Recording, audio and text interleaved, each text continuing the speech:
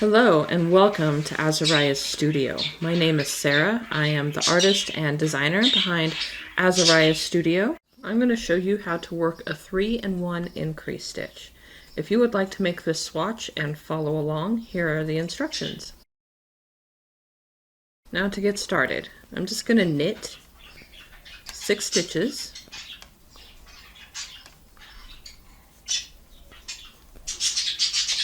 I'm going to work the 3-in-1 in the stitch. So as it says, you work 3 stitches in 1 stitch.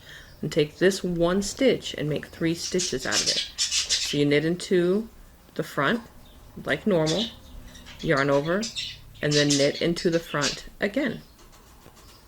And that's it. I have now increased 2 stitches in my 1 stitch, which is why it's called a 3-in-1. I'll do it again. So into the front, yarn over, pull through, yarn over, into the front again, yarn over, pull through.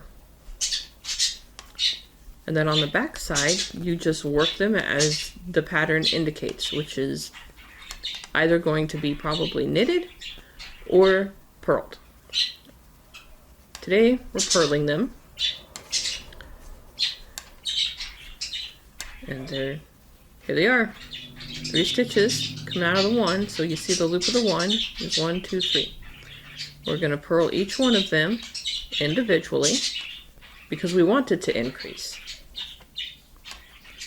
I use this increase in lace pieces often.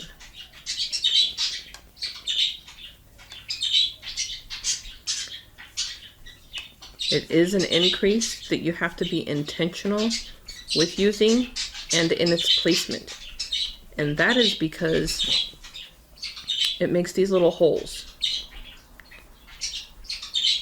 This hole here and like this hole here. So if I do another 3-in-1 increase, like on the very next row or just a couple rows later, I would have this hole again. It looks good in lace. It almost disappears or becomes part of the pattern because it's used intentionally. Another place that it would look good is on a sleeve of a sweater for your cuffs. If you wanted to flare your cuffs out, this would be a nice increase to use and give a little bit of decorative eyelets that you could just leave as eyelets, or you could even put a ribbon or something through.